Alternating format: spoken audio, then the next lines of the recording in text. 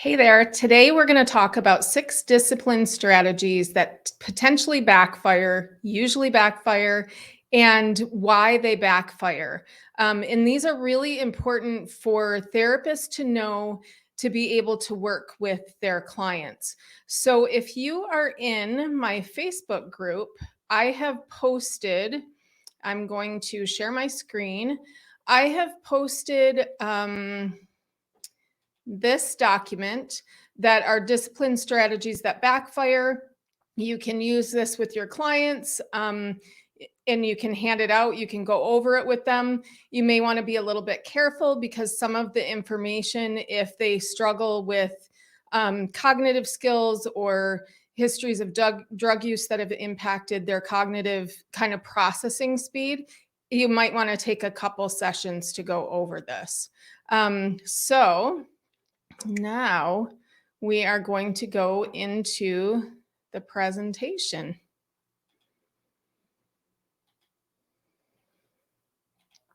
And here we go. Maybe. So the 6 discipline strategies that tend to backfire with when children or teens are in a state of stress are these, and they're very common. These are usually typical types of strategies that parents they want their kids to learn these skills because they are associated with good relationships. They're associated with positive social skills and interactions and workplace behaviors later on in life. But the problem is the trauma and attachment disruptions that a lot of these kids have experienced block them from learning these skills and strategies. So it's not that we don't want them to ever gain these skills and never use these strategies, but when a child is in a high state of stress or has a pretty significant history of trauma and attachment disruptions, these are going to be like landmines. So they're expecting the child to take another person's perspective. So that would be, how do you think your sister feels? How do you think your brother feels? That hurt my feelings. When they're in that state, they cannot get another person's perspective. Consequences and punishment. This is one of the top ones. It's the one that most parents use and feel like it should work, and because behavioral strategies work. But there's intervening variables with kids with trauma and attachment disruptions that cause the consequences and punishment to make it worse. So strong encouragement or pressure to get compliance or to connect. So go give your sister a hug, go give your uncle a hug, those kinds of things, kind of forcing them to connect or trying to get them to be compliant through pressure in the relationship. Of course, nobody likes to have somebody raise their voice at them, give ultimatums, or giving warnings. That's a common one that's pretty well used with a lot of parents. Highlighting the child's accountability for behavior. So trying to get them to take responsibility, which ultimately, yes, we do want them to take responsibility. But when they're in that acute state of stress, or if they've been affected long-term by attachment disruptions and trauma, that accountability is going to be really hard to establish right away. And demanding that the child get along with others. So forcing them to say they're sorry or play with people that they don't really like or that they don't feel safe with. So we're going to go into these much deeper, and we'll look at each one. So when we expect the child to take another person's perspective, we're actually tapping in to a deep kind of cognitive skill that develops over the course of the child's development. So when a child is in a high stress response, when they detect danger in the situation or threat, they can't engage their social engagement system. They can't access that. So they can't get to a spot of connection and safety. And that it's that connection and safety that supports relationships and social reasoning. So they can't problem solve through the difficulties because they're just under a state of threat. Their cognitive skills are generally offline, when they're highly dysregulated. So they're in a survival state where they can't process information, they can't think clearly. All they can do is react. So if we try to talk to them with a lot of words about how this other person must feel or how they've impacted this person, they're not going to be able to get it. And if they have that developmental trauma, there's cognitive impacts with that cause this skill to be very hard to access and to develop over time. So if we continue to insist that the child takes the other person's perspective, they get increasingly dysregulated because, again, we're frustrating that threat response system and it's stressing it more and more and becoming kind of a threat in that moment as well. So you can experience greater conflict with these kids and especially within the parent-child relationship. So trying to change behavior using consequences or punishment. So this is a really tough one because consequences and punishment are really what has been emphasized for many, many years, for gaining kind of compliance and shaping behavior and getting kids to kind of do what you want. Parents fall prey to this, and teachers are also really encouraged to use consequences and punishment, classroom management. So this can be really hard in the schools as well.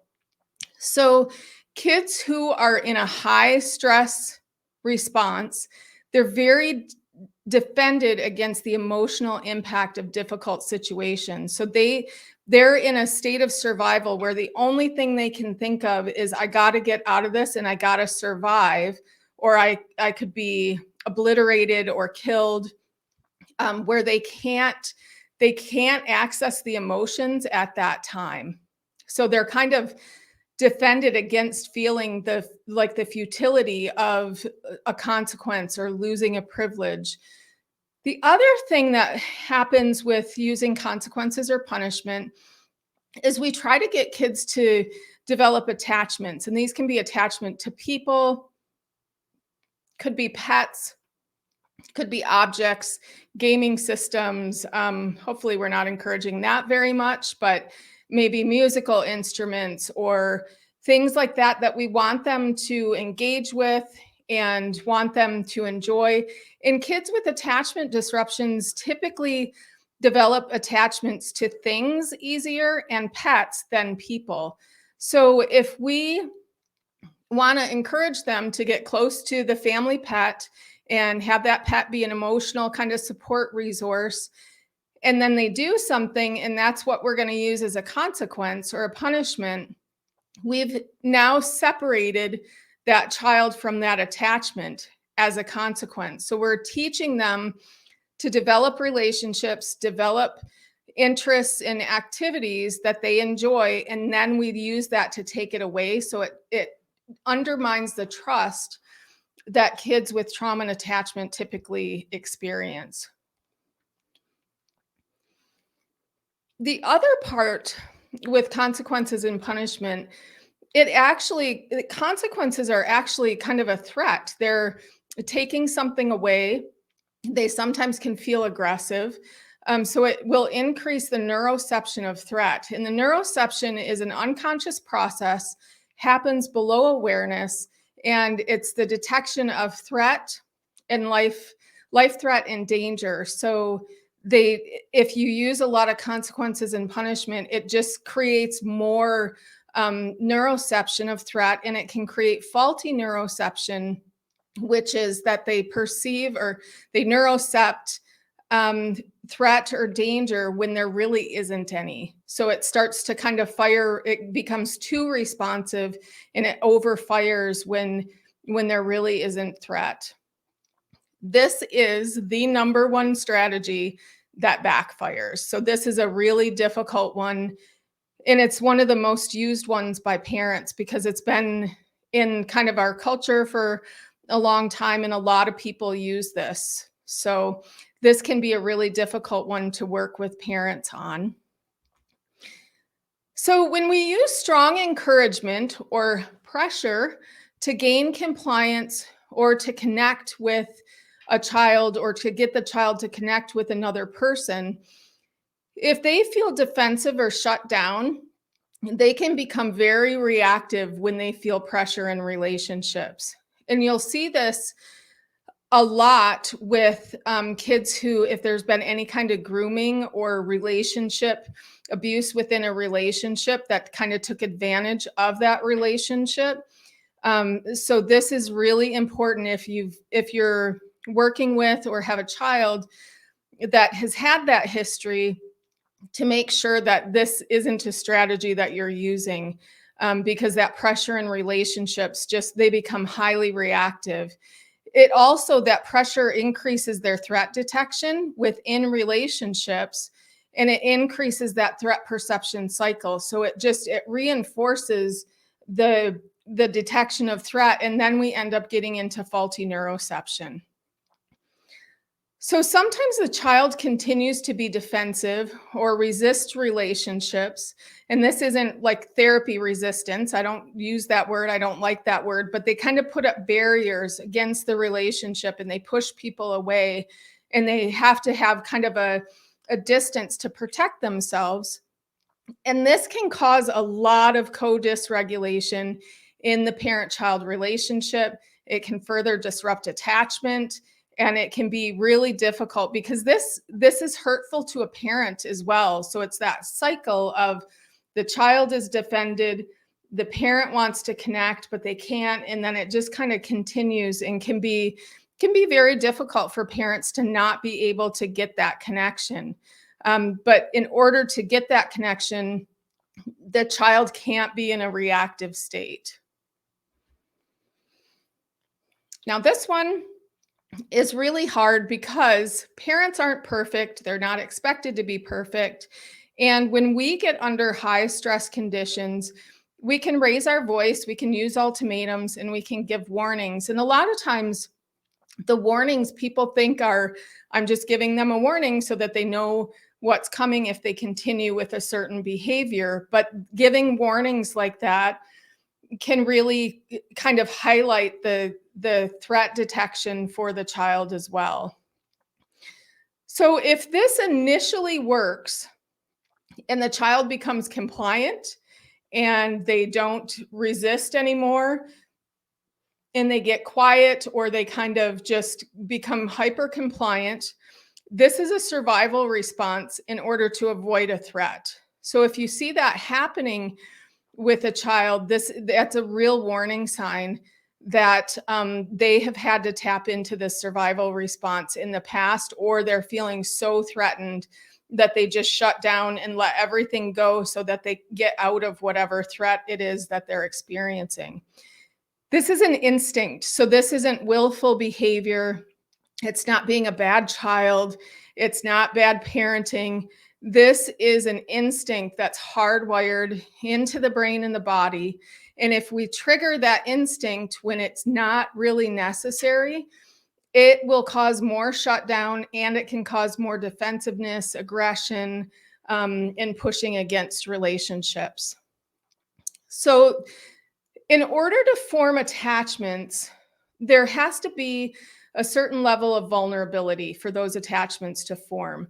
In this survival instinct of shutting down and avoiding threats, it's totally incompatible with developing attachments. So it takes away that it just shuts that vulnerability off so they don't have to deal with the threat, but they also can't attach then.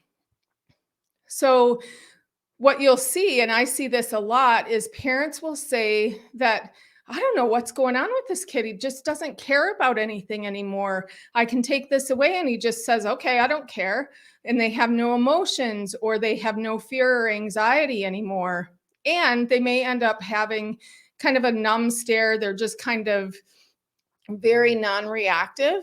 And this is a very advanced state of defendedness against vulnerability or against alarm. So this is really important to watch for this behavior of shutting down, not caring about things, no fear, no anxiety, very little emotion, and that numb stare, because It's an advanced response that we really need to work with.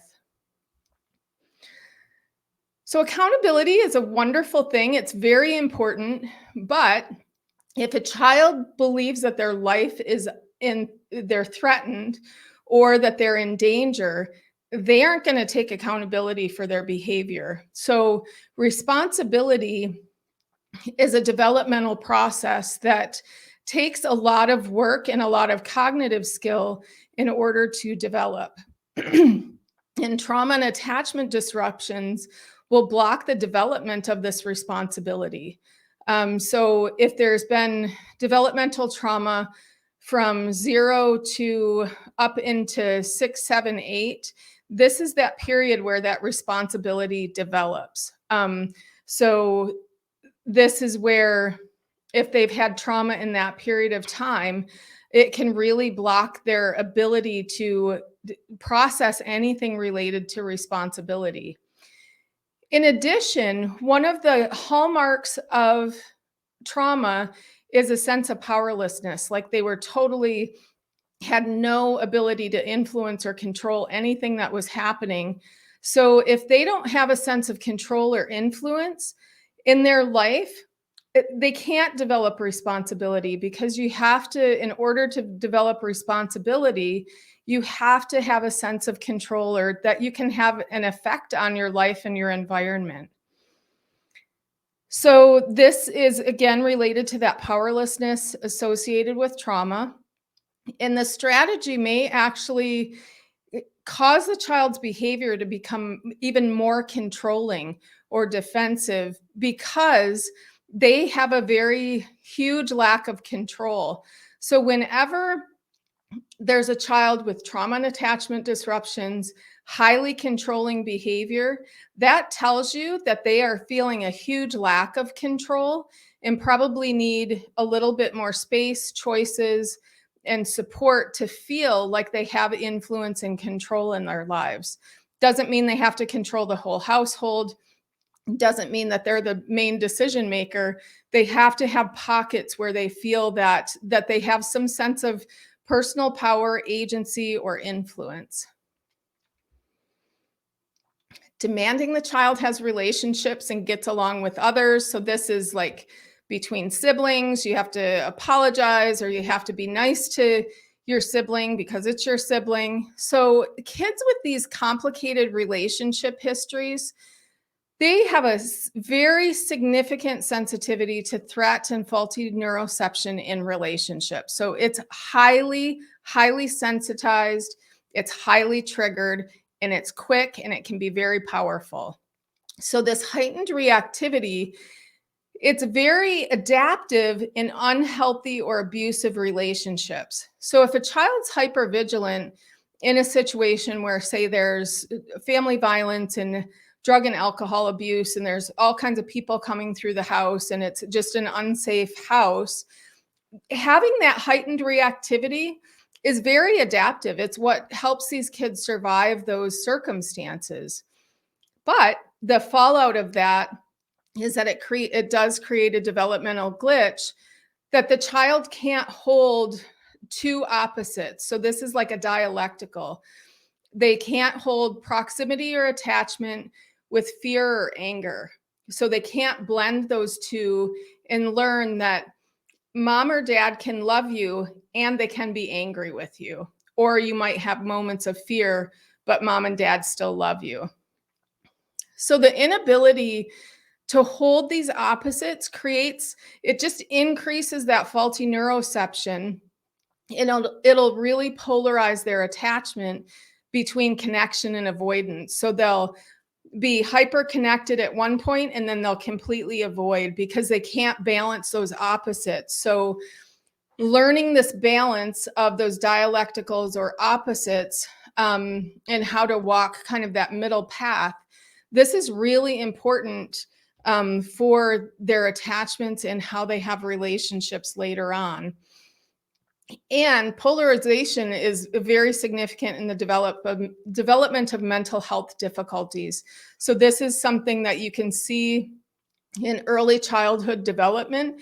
If they don't get this holding two opposites, you'll see some pretty significant mental health situations that can have a huge impact on their life. So, why is it that these strategies backfire? So, this is important for parents to have kind of the reasoning behind why these strategies don't work and kind of help them see a path out of these. So, they include the developmental impacts, that high level of threat sensitivity, feeling pressure in relationships, avoiding threat, losing control, and having those complicated relationship histories. This is really just building on to those the previous slides that we went through. So the developmental impacts, kids with trauma and attachment disruptions, they experience developmental impacts as well. And these can be affect regulation, behavioral control, can be biology and physical development. That would probably also include their threat response and reactivity through the autonomic nervous system. There's cognitive impacts, there's self regulation impacts. So there's huge developmental impacts with kids with trauma and attachment disruptions. So when they detect that threat or danger, they can't access the part of the nervous system that supports connection with their caregivers. Next is the high levels of threat. So these kids with that developmental trauma have very high levels of threat that they've experienced. And this causes more defensiveness or shutdown. So they can get more fight or flight, or they can get more kind of numb and checked out or distant. So these kids are really defended against that emotional experience because of that high threat detection. And when we use those consequences and punishments, that threat detection becomes even greater. So, with pressure in relationships, developmental trauma, particularly if it's in a relationship, causes hypersensitivity to relational pressure, particularly if there's been grooming. So, when they feel pressure to be compliant from a caregiver, the threat detection significantly increases. So that pressure that a parent puts in a relationship just throws that threat detection into overdrive. They may become more and more defensive. The parent continues to attempt to influence the child's behavior, and you get this really negative co-dysregulation cycle. Avoidance of threat. So when parents use warnings and raise their voices, the child might appear to be compliant, but it's that survival instinct that's incompatible with the vulnerability that they need to become attached and to have healthy attachments. They may not care about anything, their emotions constrict, and they can appear numb. So, loss of control, developmental trauma causes children, they have that huge loss of control and powerlessness. They feel like life is happening to them and they don't have any influence on their environment. Their behavior can become increasingly controlling because they have this perceived loss of control. And when discipline strategies are used by the parent without attention to the relationship, there's even more loss of control for the child. I was told by a young person that I need to take some allergy medication because I sound horrible. So that is what's happening for me right now. So these complicated relationship histories create that greater reactivity, particularly with caregivers. It's experienced due to the faulty threat detection. And they struggle with holding mixed emotions like love and anger. They may become polarized between that connection and defensiveness in those relationships. So, where does that leave us and what do we do? So, if parents can use attachment based strategies to build those relationships, even during behavioral incidents, The relationship is preserved and strengthened, and that's what these kids need. So, some simple attachment based strategies are prioritizing the relationship, repair after a rupture, just decreasing the overall environmental stress. Might be sensory issues, might be tired, might be hungry, allowing for regulation before you debrief the incident, and express your belief in the child that you know they desire to be good even when things are really difficult. So, this quote really kind of captured what this is all about, and it can really help reframe what a child or teen is going through when they have these huge behaviors. So when your life is threatened, you can't have a sense of empathy because you've got this a terrible selfish hunger for survival. And we all have that selfish hunger for survival. These kids have just had to use it in order to survive what they've come through.